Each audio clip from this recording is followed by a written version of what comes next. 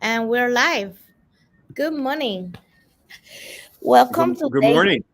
Good morning. We had today Kurt Porter with us. He's a communication expert, and he's coming here today to talk to you about the communication barriers and strategies to overcome them. Um, he's have a presentation ready for you to go. Uh, please feel free to ask questions. Post it on Facebook, on LinkedIn. Let us know where you're listening. If you're going to be watching it later, make sure hashtag replay. And if you're watching live, let us know live and where are you listening from.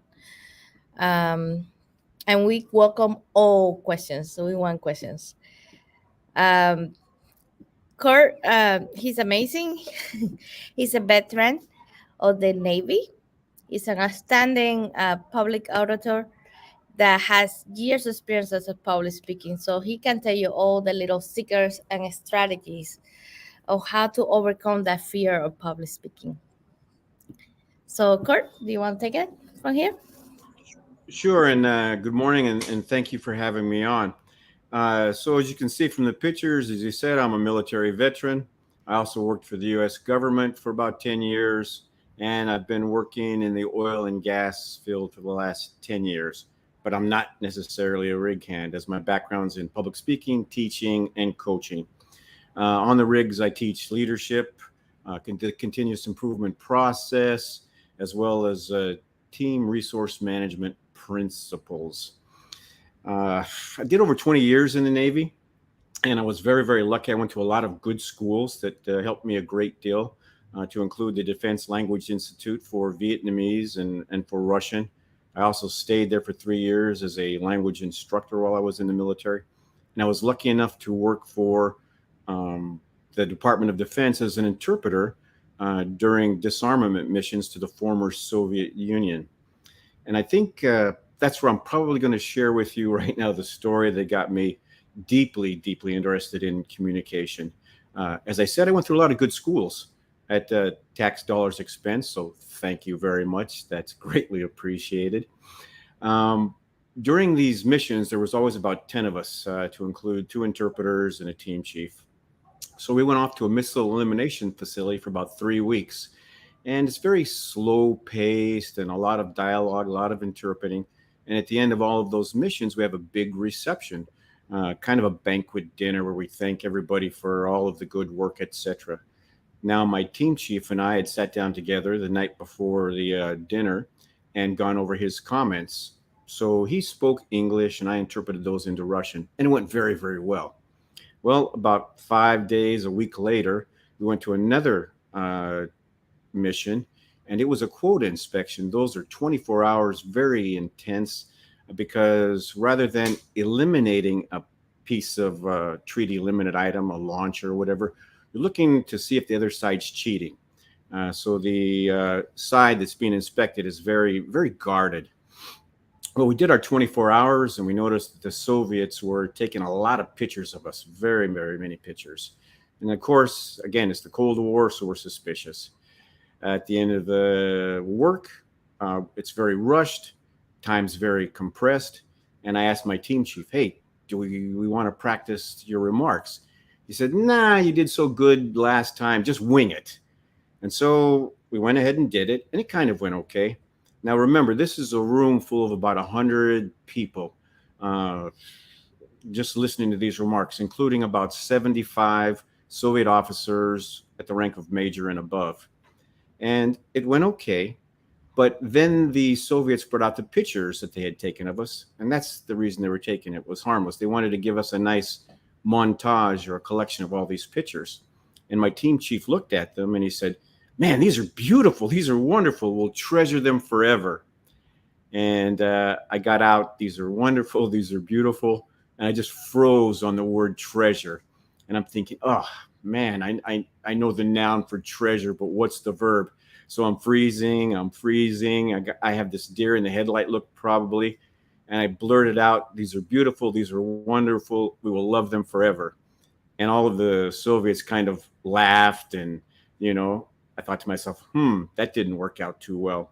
So afterwards, the Soviet interpreter, Sergei, came up to me and he said, Kurt, you're a very wonderful interpreter. That was a good job. Excellent. But I can tell you had a problem with the word treasure. Yes, you should understand that in Russian, just like in English, treasure has, many different meanings. And including to love, right? You use love. Well, that has meanings too, to include physical. Unfortunately for you, you picked the physical one. Not a nice picture for us. Sorry. Better luck next time. So, of course, I was really embarrassed and said, I'm never going to do this again. And it goes back to the philosophy that I set for myself that I always want to be prepared no matter what. That, you just got to work on it. You've got to ensure that you have your vocabulary down. You work on your tangibles and your intangibles, but you can never forget. Sooner or later, there's going to be some kind of low, and it's okay. Just get your lesson learned and bounce back from it. So that was when I really, really got very interested in making sure that I could do the best that I could whenever I have to deliver some type of message. So let's chat real quick about team resource management principles. I've got communication there as the top one because I think communication applies and interacts with every single one of those: situational awareness, decision making. Leadership, of course, has to emphasize communication. Teamwork, without good communication, we will never have successful teamwork. And then human factors: complacency, fatigue, irritation. All of those things can affect our communication, and we have to be aware of them. All right, so we're going to chat a little bit about communication breakdowns and strategies to overcome them. First off, what is communication? Nurika, could you help me with this, please? How do you define communication, or anyone in the audience? What is communication? It's the way that we talk to each other, the way that we um, build relationships, right? We break barriers. All right, so the way we talk to each other, the way we relate to each other, the way we build relationships.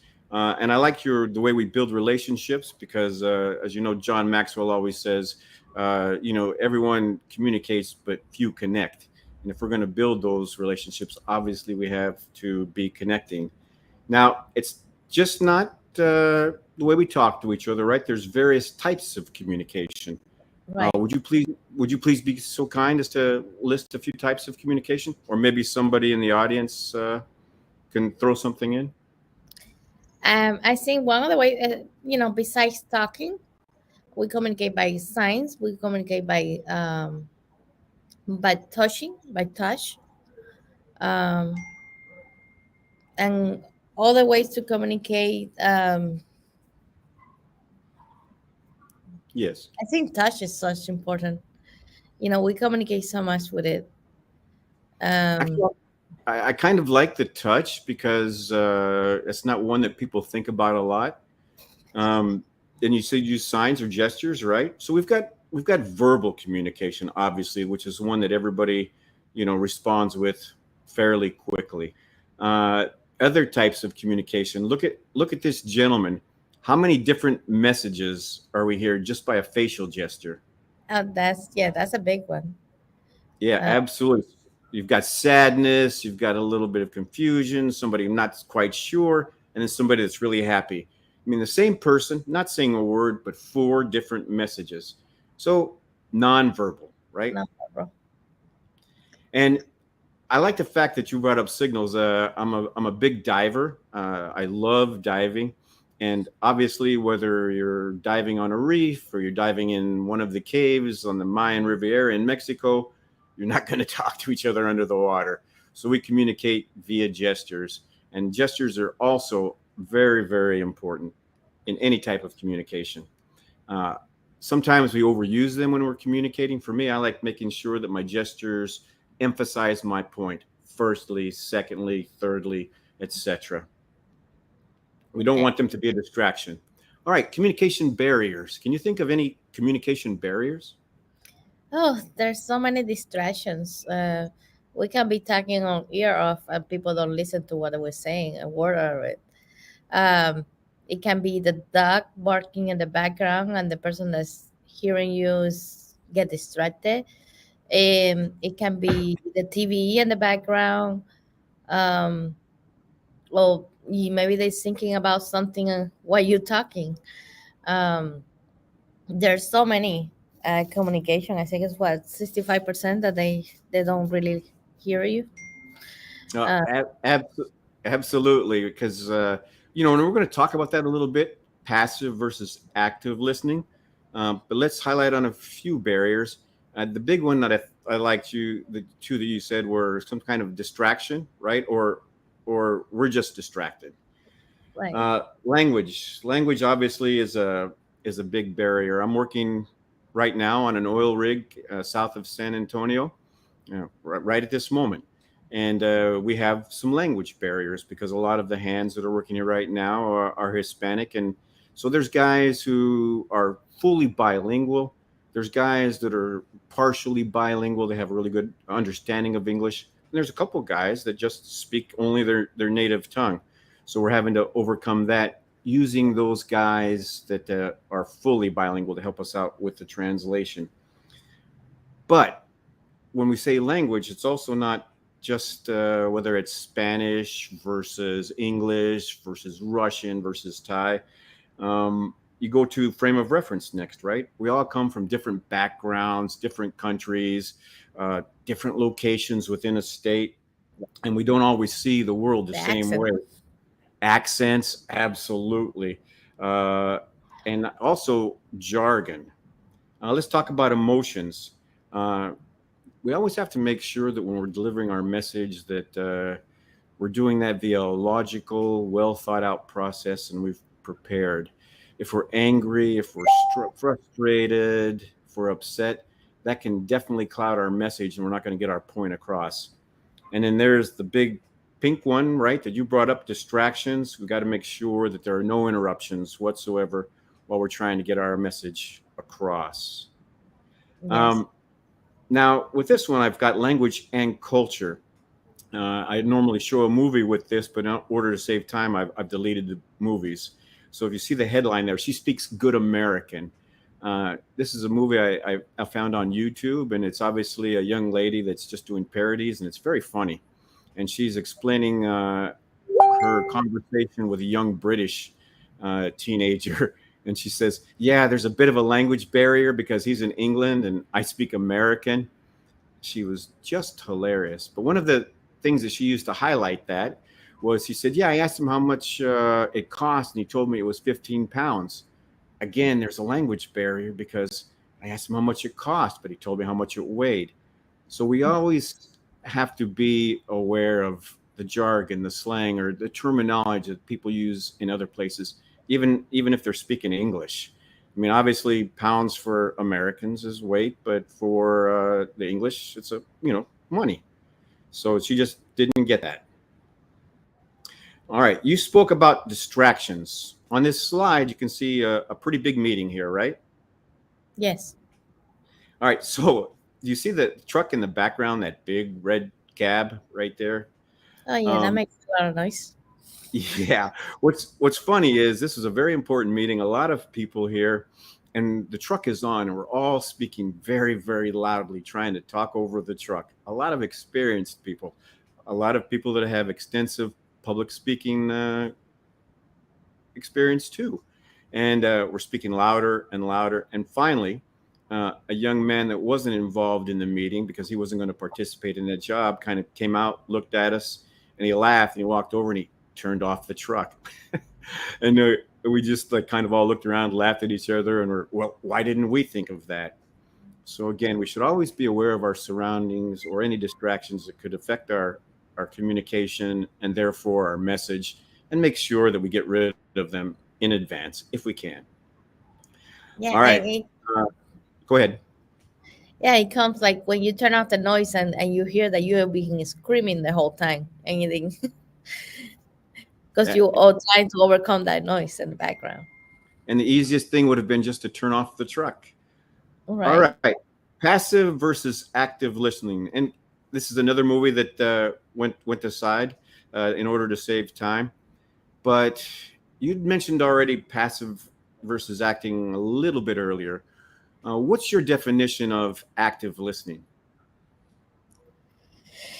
Active listening, when actually people are listening, are actually understanding what you're saying, and they're engaged in the conversation, and you can see that they get it, they get what's happening. Um, yeah, that's what I believe is active Yeah, listening. absolutely, absolutely. And I think your key word there was participating. Participating. If somebody's just sitting there, the recipient of the message, and just kind of nodding their head, we're not really sure if they're actually listening to what we're saying. They may be hearing us, but they may not be listening. So, frame of reference. We all see the world differently.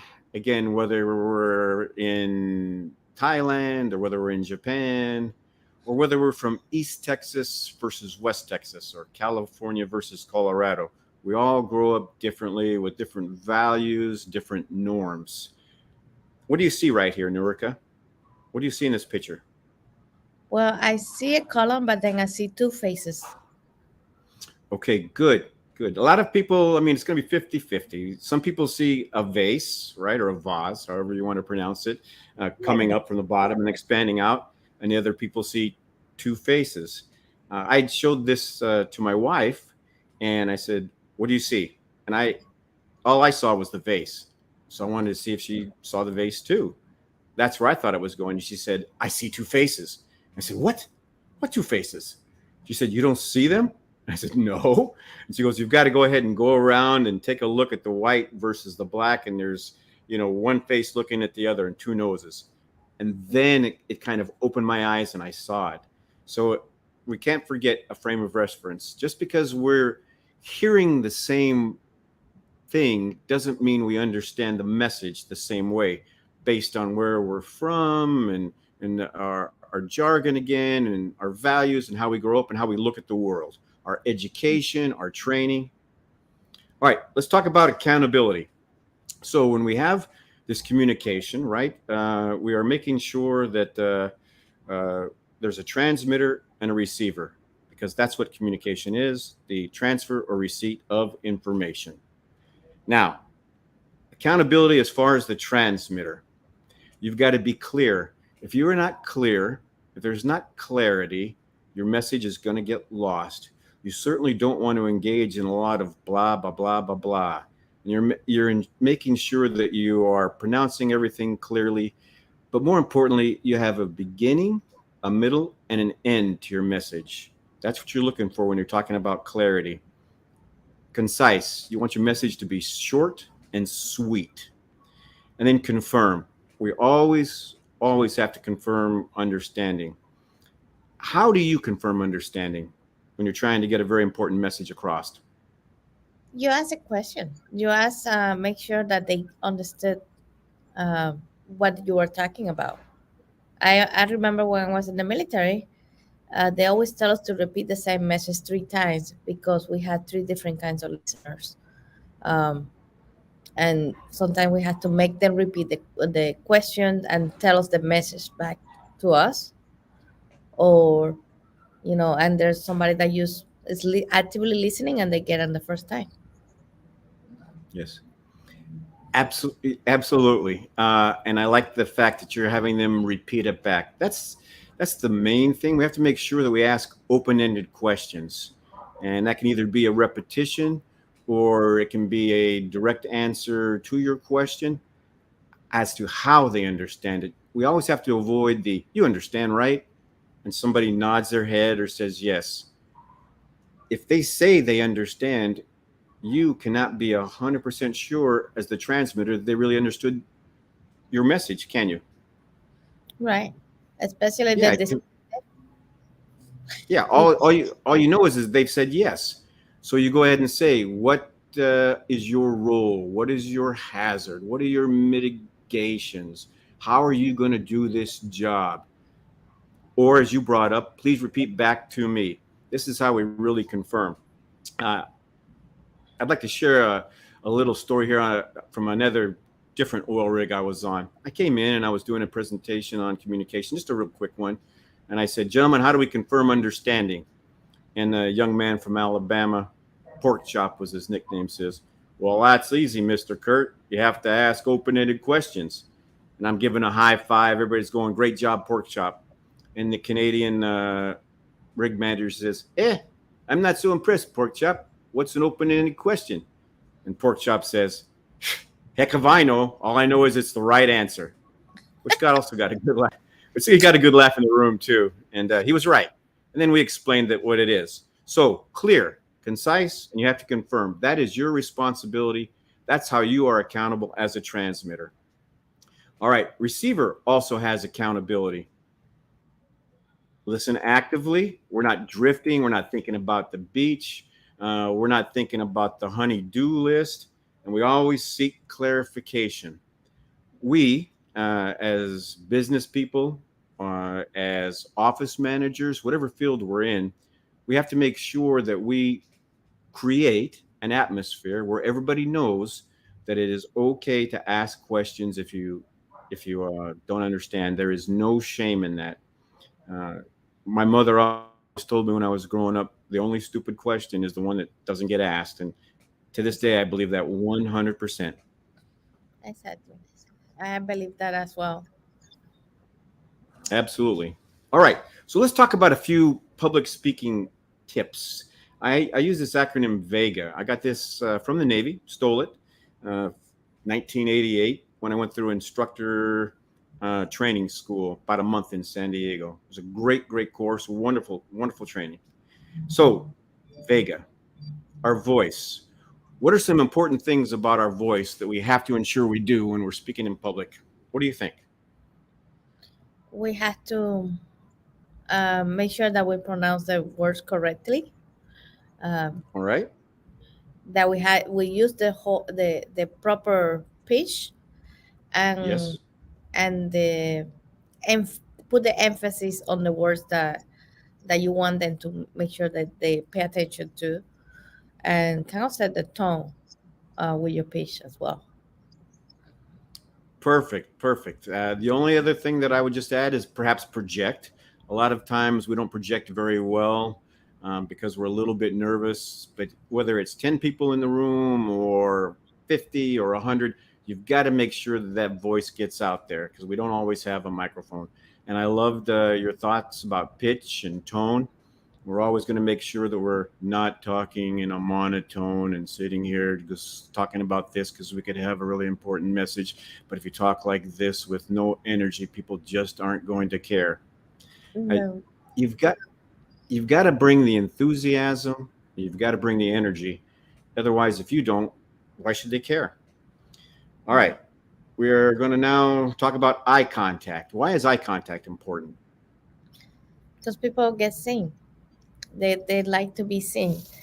Um, so maintaining eye contact while you're speaking, um, they pay attention more actively as well, because they feel like they're being engaged. Yes, and perfect. I love that you ended up with engaged because that's also part of this E.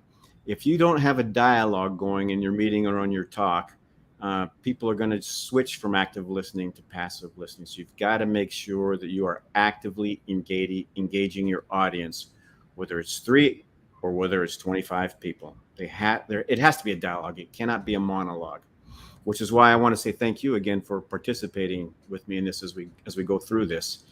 The only thing I would emphasize also about eye contact is watch out for what I call the friendly face syndrome.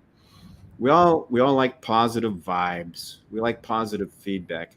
You've got to make sure if you see someone in your audience that they're sort of really active listening, looking at you, nodding their head, smiling.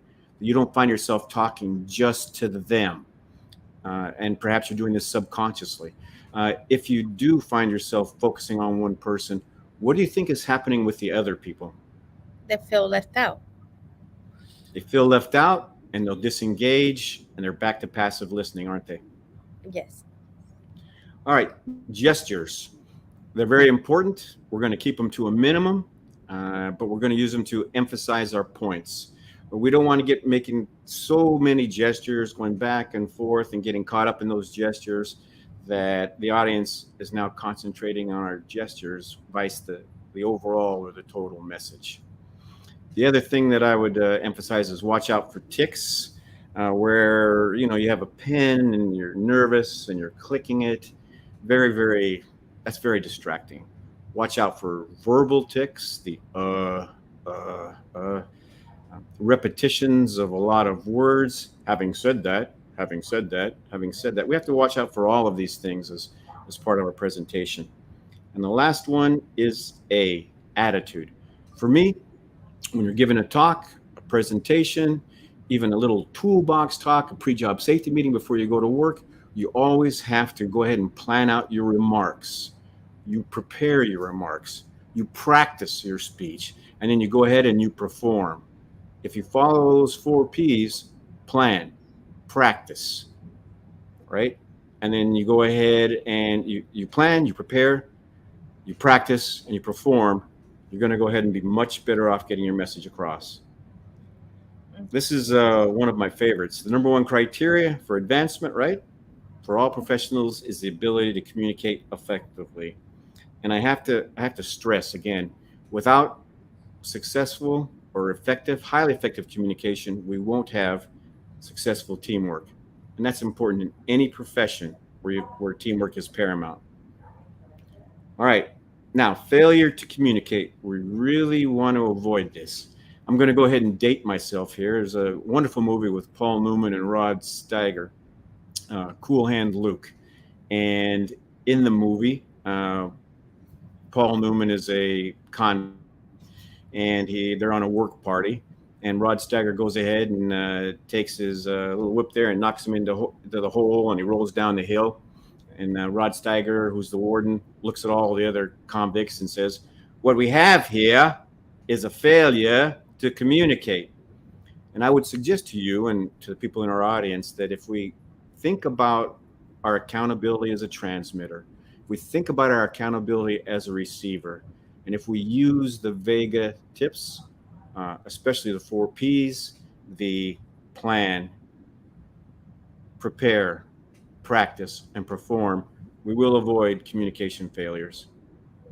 Uh, this goes back to your remark. Not only do we want to communicate, but we want to connect, because without a good connection, we're not going to build those relationships, which are very, very important to highly successful communication.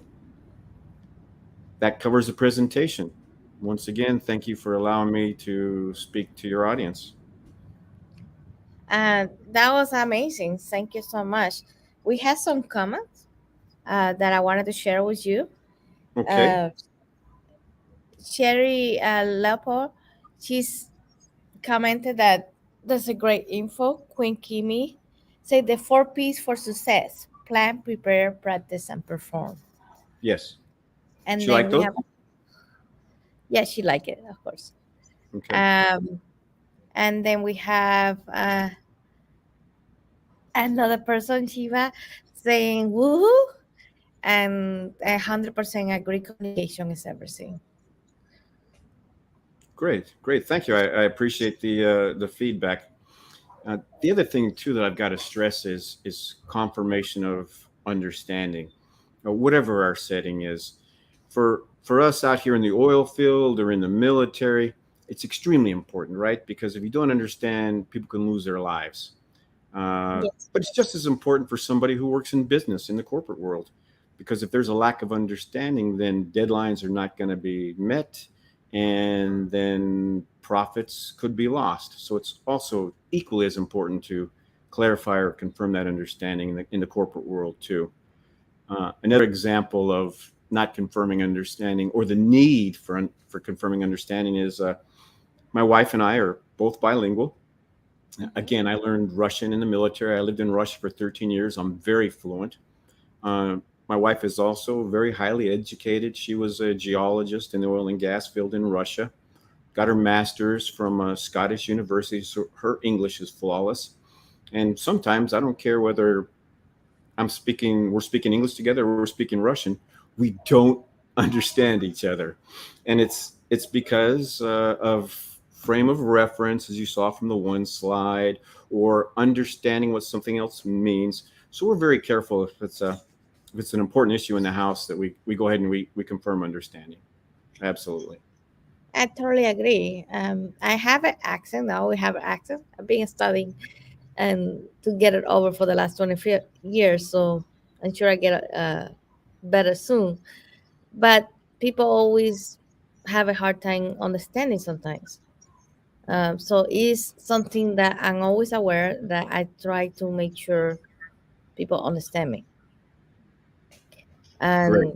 And when you had the teenagers, they're always distracted with the phone. So sometimes you're talking to them and they're not listening at all. They get distracted with the last message, and adults do that all the time as well. Yeah, You and know, that's where we go back to. We've got to help them understand it's important to remove those distractions. Please put the phone down because you've just got to do that. You know. yeah. And we have a couple more comment. Uh, they say it was very informative. Communication is how we get to trust, and you make some great points because understanding is as important as the communication. And ask for confirmation or understanding is something that we all need to strive to do as well. Good. Thank you very much. And I want to just add on about that trust point because it's so important. If we say that without communication there is no trust, right? Let's take it even a little bit further. Without trust, there is no loyalty, and without loyalty, there's no morale. Then you go with the last step. Without no morale, there's no production. And again, whether that's in a high risk industry or even in the office. So, no communication, no trust, no morale, no morale, no production. It's all tied together. So, whoever that viewer was, thank you very much for pointing that out. That's true. I have a couple of questions. Yes, So, ma'am. what would you do? You maybe you want to do public speaking and you have to communicate. You got a big presentation. It might be a job interview or whatever the case, and you're afraid. You're overcome with all the nerves. What are some ways that you can overcome that um, and get off the ground? What's something that maybe can help you prepare? Maybe you know everything you say, but you get there, you get stage fright. Um, how will you overcome that in the communication part? Sure. So, if we're speaking specifically about a job interview, I fall back Maybe. Uh-huh. I fall back always on the four P's, right? I'm going to go ahead and do my homework before I go into that interview. I'm going to go ahead and plan everything out. And that may be reaching out to Mr. Google and Googling in good interview tips, right? And you go through them and you get a feel for them. Good interview questions. You walk through them trying to figure it out. And then I'm going to go ahead and I'm going to plan how to answer those questions should they come up. And then I'm going to go ahead and practice an interview with somebody else using those questions. And I think if I've planned, and I've prepared and I've practiced, then I'm going to be able to perform in front of that audience. Uh, in this case, being, another person interviewing me, maybe even a team of interviewers. There's always going to be a sense of nervousness, right? But if you've followed the four P's, then you're going to be able to go in there with a sense of you've done your best. And the only way to get rid of those last minute jitters are drinking a little bit of water before you go in, go over those thoughts in your head, and then just go in and do it. And it goes back to don't get too high off the highs, don't get too low off the lows, but you know that you've done your four P's. You know you're working on your Vega, and you've done your best. The only reason you should be nervous is if you haven't followed the four P's. Then, yeah, I'd say you have a reason to be nervous. Yeah, and I would like to add to that. Those are amazing. Sometimes one time somebody told me, go to the bathroom and you scream. check it off, and then you let it No, no, out. I like it. I mean, I used to have a little thing when I was interpreting. A lot of times it's a coat and tie thing on an oil rig. We don't wear coats and ties, obviously. Uh, but just before I would go in, and I'm talking about those things with the team chief, a big audience out there, I would adjust my tie in the mirror and I would look at it and I would say, "Who's the biggest, baddest, best interpreter in the world?" And I'd go, "That's you, baby." That's And I'd it. wink and I'd laugh because I know that I'm not the biggest, baddest interpreter, best in the world, but it was something that just made me laugh and eased my nerves a little bit. Yes, I think humor, adding humor, is definitely uh, something that help you lose those nerves as well. Either you use it with yourself and you affirmate and you kind of build yourself up. You have to use that superpower pose, right? Yeah, And yeah, go. absolutely. Let's go back to the four P's in a job interview for a second because I want to share a success story with you. My wife had to interview for a instructor job, um, and she had never really. She's only been over in the States for 2 years, and she'd never had this really big interview in the States. And there was going to be 8 people there, and she goes, "Oh, I've never done one of these." I said, "Okay." So I explained the four P's. We went ahead and we researched all kinds of different questions and we planned it all out and we practiced and then came for the day for her to perform via Zoom call because they're out in California and we're in Florida. And afterwards, she came out and she was smiling. I said, "How did it go?" And she said, "They didn't ask me a single question we practiced." And then she said, "But you know what? Thank you very much for helping me with this because it settled down my nerves and I was able to adapt to the questions that they'd asked, especially the practice sessions we had as an interview. So it helped a lot." So again, we're always going to have some sense of nervousness, but the more you plan, prepare, and practice, the lesser those nerves will be. Okay, All right. Do you that's have anything? Do you have anything else for me? no. I think that was incredible. Thank you so much for everything. And I really, really appreciate it too. I wish all of your audience members tremendous success in whatever field they're in, and hopefully they can find all of these tips helpful, whether it's their personal endeavors or their professional life. Either way, I had a really good time. Thank you very much.